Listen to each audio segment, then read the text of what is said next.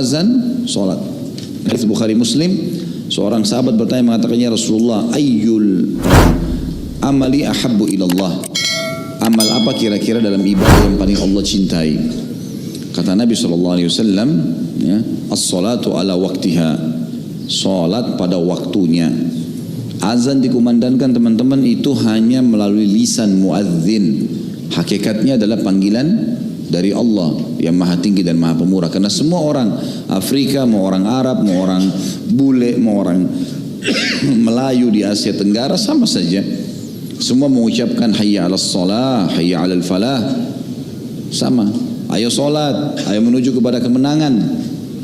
Jadi sebenarnya Allah sedang memanggil kita. Beruntunglah orang yang langsung menjawab panggilan tersebut. Sampai kata Nabi SAW dalam hadis Bukhari Muslim yang lain, lo ya'lamun nasi ma fin nidai was-saffil awal la'atahuma walau habwah. Kalau seandainya manusia-manusia ini mengetahui apa yang Allah janjikan di azan dan saf pertama. Saf pertama itu bagi laki-laki di sini, ya, karena perempuan lebih afdal saf yang belakang gitu kan.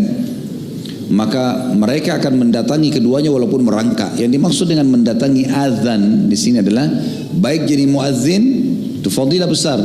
Imam kalau sholat mengimami kita, dia dapat pahala, kita juga dapat pahala semua masing-masing. Tapi imam diberikan oleh Allah bonus karena memimpin kita sholat, pahala kita semuanya.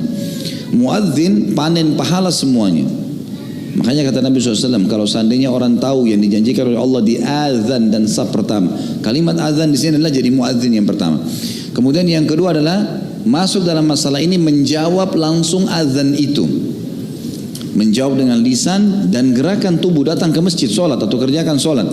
Sebagaimana sabda Nabi SAW dalam hadis yang lain juga sahih, kalau kalian dengarkan muadzin mengucapkan azan, maka ucapkanlah yang seperti dia ucapkan. Kecuali di hayya 'alas shalah dan hayya 'alal falah, ucapkanlah la haula wala quwata illa billah. Ini berarti fadilah juga. Masuk dalam masalah ini Allah janjikan pahala yang besar. Makanya kalau dengar azan teman-teman berhenti sebentar, sejenak, dengarin. Ya, ucapkan seperti itu. Atau kita lagi dengar radio di mobil, lagi azan, jangan dimatikan. Ikuti apa yang diucapkan. Karena ini kata Nabi SAW, kalau orang manusia tahu apa yang dijanjikan di azan dan saf pertama, maka mereka akan mendatangi keduanya walaupun merangkak karena besarnya pahala. Masuk dalam masalah azan sekali lagi jadi muadzin atau seseorang yang dengar muadzin lalu dia mengucapkan seperti yang diucapkan oleh muadzin, kecuali di hayya 'alas shalah hayya 'alal falah dia mengucapkan la haula wala quwata illa billah. Masuk dalam masalah ini adalah segera datang untuk mengerjakan sholat, menjawab panggilan azan itu. Ini juga masuk di dalam fadilah hadis tadi. Masuk dalam kalau seandainya manusia tahu apa yang dijanjikan Allah di azan, yaitu menjawab segera, datang di awal waktu. Ada hadis yang lain, hadis mulia juga, hadis sahih, kata baginda Nabi SAW, kalau seandainya manusia mengetahui apa yang disembunyikan atau disiapkan oleh Allah di azan dan saf pertama, kemudian mereka tidak mendapatkannya kecuali mereka harus saling bersaing satu sama yang lain, maka niscaya mereka akan bersaing di situ. Sampai sebagian ulama salaf mengatakan, kalau seandainya saya masuk ke masjid, kemudian saya temukan saf pertama sudah penuh, saya siap untuk membayar seluruh harta yang saya miliki di dunia ini kepada salah seorang di saf pertama untuk dia ambil dan dia memberikan kepada saya kesempatan sholat di saf pertama. Di sholat itu saja mereka siap membayar dengan seluruh hartanya karena mahalnya. Sayangnya di Indonesia kadang-kadang kita malah dorong-dorongan, persilahkan. Safnya kosong, silakan pak, dia tetap di belakang. Kenapa silakan? Masuk dulu di saf pertama, kalau masih ada kosong persilakan orang lain masuk. Jangan biarkan orang dapat fadilah besar, kita dapat sedikit. Kita kasih orang ikan paus, kita dapat ikan teri. Harus paham masalah itu. Kalau kita sudah masuk di saf pertama, ada kosong, panggil orang lain, nggak masalah. Ini masuk dalam bahasan fadilah tentang sholat di awal waktu, gitu kan? Juga ada hadis Nabi SAW yang sahih yang berbunyi, kata Nabi SAW, kalau seandainya siapapun yang tidak ketinggalan takbiratul ihram pertama imam, maksudnya adalah jamaah pertama sholat. Jadi begitu azan iqamah pertama, ini tidak masuk dalam jamaah yang kedua, jamaah yang ketiga masuk di masjid. Jamaah pertama yang mempunyai fadilah. Siapa yang tidak ketinggalan takbiratul ihram imam, ya, takbiratul ihram pertama imam, maksudnya adalah Pertama dia takbir di rakaat pertama, dan juga masuk dalamnya adalah awal jamaah yang pertama.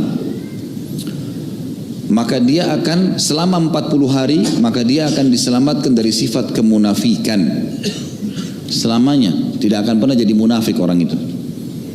Dengan syarat dia mengerjakan 40 hari 5 waktu sholat, subuh, duhur, asar, maghrib, isya, terus dijadwalin selama 40 hari.